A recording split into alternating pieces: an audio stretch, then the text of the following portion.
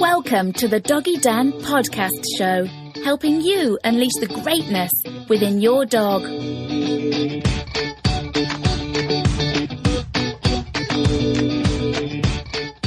Hi and welcome, I'm Doggy Dan from the Online Dog Trainer. Thanks for joining me on this audio training session, which is all about toilet training. It's an interesting topic, all that pee and poo, but it's reality, it's real life. It happens and it's got to be dealt with. And that's why I'm here to help you sort it out, because I have seen some messes in my time. I have seen some horrible situation of, those pee-soaked carpets. I've been to people's houses where they're waking up regularly to big sloppy poos on the carpet every single morning, and it is not pretty. I feel so sorry for these people. And, I'm not going to go there anymore, but what I will say is this. Having worked with thousands of dogs and puppies over the years, I've pretty much seen it all, and I know that it doesn't matter whether you've got a 10-year-old German Shepherd dog who started toileting inside all of a sudden, or you've got an 8-week-old Chihuahua puppy and you're trying to toilet train them for the first time. This method works, and that's why I'm here to help you guys sort it all out. And all you got to do is stick with this method, stick with the process, and we'll get there. If you want a puppy or your dog toileting in the right place every single time, then stay tuned till the very end. Okay, go grab your favorite drink, get settled, maybe grab a paper and pen as well, and let's get into it. Here's the deal of what's coming up. I got 15 minutes, and in that time, I'm going to go through the 3 most important stages to setting up a successful toilet training program. Things that you should be focused on to get your dog or puppy toilet training in the right place. Now, the other way of looking at it is this. If you're not doing all these things, you're making one of the 3 biggest mistakes. You're making one of the 3 most common mistakes, the 3 biggest mistakes that effectively sets your dog or puppy up to fail. And for many of you, this simple process I'm going to go through is going to totally turn things around for you. However, I also know that some of you are going to want more help, both in the area of toilet training and in many other areas. And so at the end of this audio, I'll show you where you can get a ton more great information about toilet training your dog and your puppy, including how to solve all the more complicated issues. And for those of you who stayed at the end, I'm also going to show you where you can get a complete dog and puppy training system that'll save you literally hundreds of dollars, which you can get started with tonight. Okay, let's get right into it now. The first stage that we need to look at is timing. Everything to do with getting your dog or your puppy in the right place, probably on the grass or at least outside when they need to go. That's your responsibility. You have to figure out when you think your dog or your puppy is going to need to go. The biggest mistake is probably that people rely on dogs who are not toilet trained to figure it out for themselves. And, there is no point in blaming your dog. Let's be honest. How many people listening to this have been in this situation? You're sitting there watching your favorite movie at the end of a long day. You've got your drink, your beer, your wine, your tea, your coffee, your drink of water or orange juice. You're sipping away and you think, oh gosh, you look at your dog and you think, I wonder if they need the loo. They probably do soon. But you're at a good part in the movie and you're very warm and it's cold outside and you really can't be bothered to get up and go outside and stand around waiting for them to go to toilets. So you hang on a little bit, and the next thing you notice is, or you may even hear it, even worse, you hear the tinkle, tinkle, tinkle sound, or you see your dog cocking their leg, and they're circling around, they're squatting down, they're going for a pee or a poo.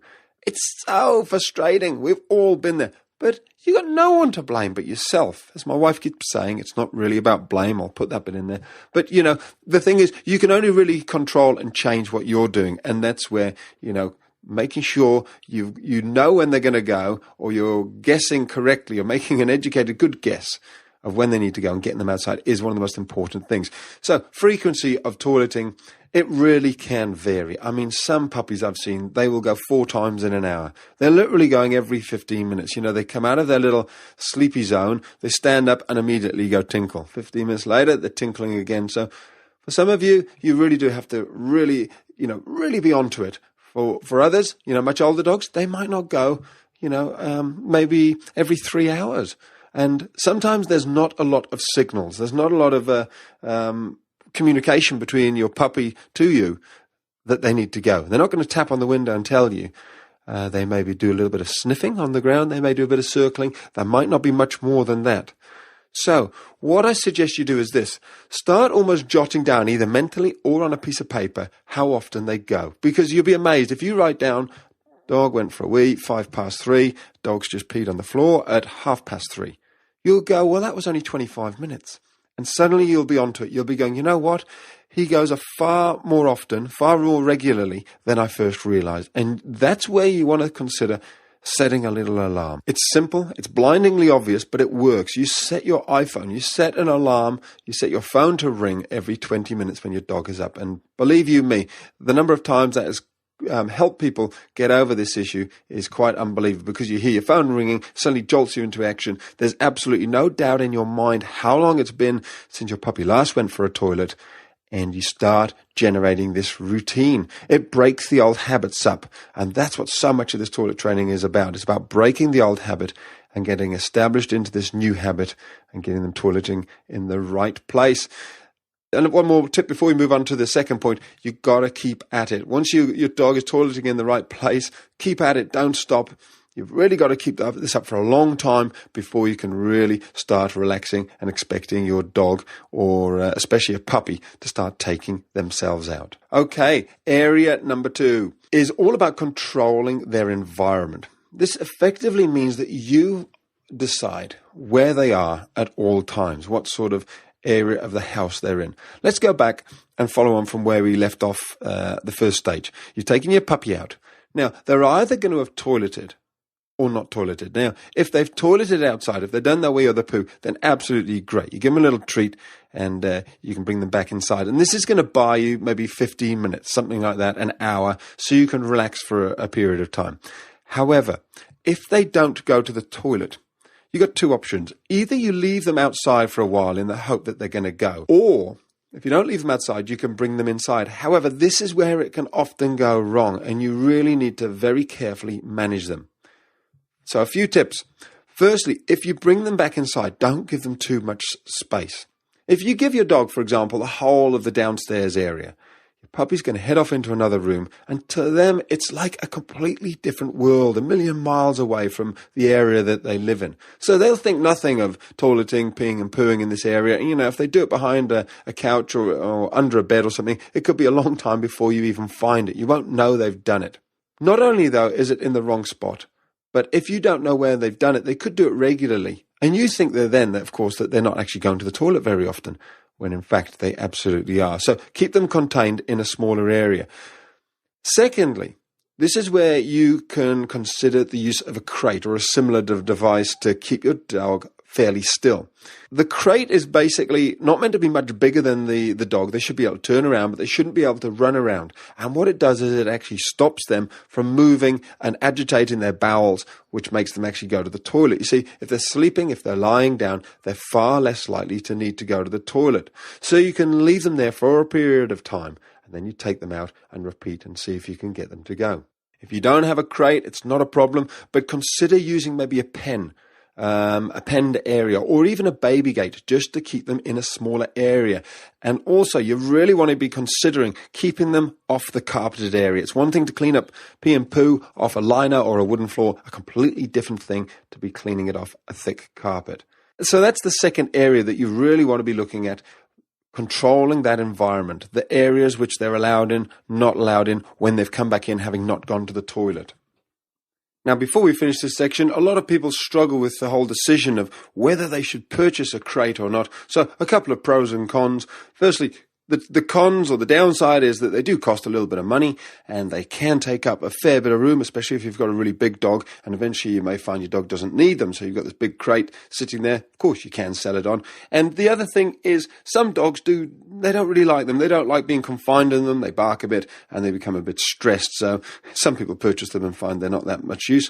However, the positive, the upsides, a lot of dogs absolutely love their crate. They see it very much as their den. They settle in it. They enjoy it. And of course, it can be a real lifesaver. So for some people who just need a break from their dog, they've got a rather hyper dog, when they're in their crate, they settle down, very happy there at night. And of course, as we've just discussed, they can really help you with things like toilet training, and sometimes when you just need that time out, that space, or you've got a visitor coming around and you just want to put your dog away, they're there, they're happy, they're relaxed. So pros and cons, there you go. It works both ways. My suggestion, probably give it a go without a crate. If you're really struggling and you think, gosh, I wish we just had a place we could put our dog, then think about getting a crate or buying a pen, that sort of thing. They can work wonders. Okay, moving on swiftly to the third area, and this is a biggie, rewarding your dog. Effectively rewarding your dog when they go in the right place is probably the most important key to successful toilet training. And when I say effectively, I mean rewarding them in a way which is truly motivating them to go back there again and get that reward again. And yet, toilet training and using rewards for toilet training is so obvious. It's so easy. We've probably all heard of it, and we've probably all done it for a little while. And yet many of us have stopped doing it. Think about it. Everything else that we're talking about here is how to stop dogs or puppies from going in the wrong place. And yet no stage yet have we commented or communicated to our dog or puppy, yes, that is the bullseye. That's where I want you to go. And that positive showing them where to go is actually far more powerful than saying, no, don't go here. I don't want you to go there, trying to keep them in a penned area. We've got to do all that stuff. But this is the bit which actually says, look, this is the spot I want you to go. Now, there is a catch when it comes to food, and this is where a lot of people fall down. When I say reward your dog with food, and I'm saying food there because, rewards could have been, people can interpret rewards as just saying, yes, good boy, pats and cuddles. I don't mean that. I mean amazing food. And I don't even mean dry, boring biscuits that they probably have for their breakfast and dinner. I'm talking really motivating stuff here. Chicken, cheese, and bacon. You see, most dogs and puppies will do something. They may do some small things for boring, dry biscuits, but they will go well overboard. They'll do amazing things for chicken, cheese, and bacon. They will really figure out what it is that you want them to do to get that chicken, cheese, and bacon. It's like money to a dog. What somebody will do for $1 is nothing compared to what they'll do for $100,000. So have those little treats ready. Maybe have them in a little jam jar or something lying around outside so that you can feed them, your puppy or your dog, within 2 seconds when they go toilet. Think of it like this. Your puppy or your dog, when they go to the toilet and then they get this absolutely amazing treat, it's not going to take them long before they start going, you know what? When I toilet on the grass, they give me a piece of chicken. And then your dog's going to start putting one and one together and getting two and saying, you know what? I'm going to pee on the grass every single time. Okay, so that's the 3 key areas that you want to be getting in place now. First of all, timing. Ensure that you're taking your dog out to the area you want them to go before they go to the toilet. Secondly, controlling their environment. Consider reducing the area that they're allowed in and make sure that they're not on the carpeted area because that becomes a nightmare. Thirdly, rewards. Using amazing rewards to help your dog understand exactly where you want them to go is very powerful. Now, at the start of this audio, I'd tell you if you stayed on till the end, where you could get hold of a ton more amazing information about toilet training and loads of other behavioral issues, puppy training, all that sort of stuff. Amazing stuff, which could save you hundreds and hundreds of dollars. So you're going to absolutely love this. If you click on the link under this audio, you'll be taken through to my online dog training site. So if you're wanting more help on toilet training, it's all in this site. For example, there's a 40-odd minute audio like this one on toilet training that goes into much greater detail and covers off all the topics that you may be thinking about, such as what about toileting at night? What about dogs who are much older and they've been trained and now they're starting to toilet inside the house? It goes into all that sort of stuff. Dog psychology and toilet training, what's going on? Dogs that are deliberately marking, maybe peeing on the bed, peeing in shoes, that sort of stuff, and how to break bad habits. It's all in there.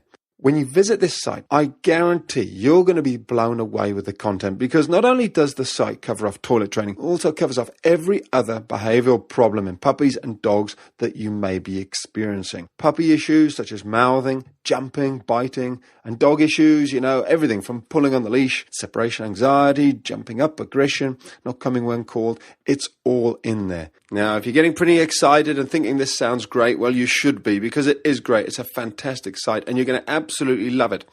However, if you're thinking things can't get any better, well, you're wrong, because it does get better. If you click on the link just underneath the audio, you'll be taken through to the site and you'll see it's only $1. That's right, I've made it only $1 for you to access the entire site for 3 days. And you may be thinking, well, why have I done that? Well, it's simply this. I want you to be absolutely certain, absolutely, totally over the moon before you decide to stay on. And the great thing is you can actually start working on this, putting all this in place today and implementing it. So get started with your training now. Don't leave it any longer, because these issues don't self-correct. And the great thing is, no matter what problem you're experiencing, we can work through it together. Okay, that just about wraps it up for today. Check out the link now below the audio. It'll take you through to the video website where you'll discover what thousands of people have already discovered, that you too can have an amazing relationship with your dog or puppy when you're shown how. This stuff really can change yours and your dog's life. Thanks for listening. Have a great day. I'm Doggy Dan, and as always, love your dog. You've been listening to another episode of the Doggy Dan podcast show, bringing you one step closer to creating harmony with your dog.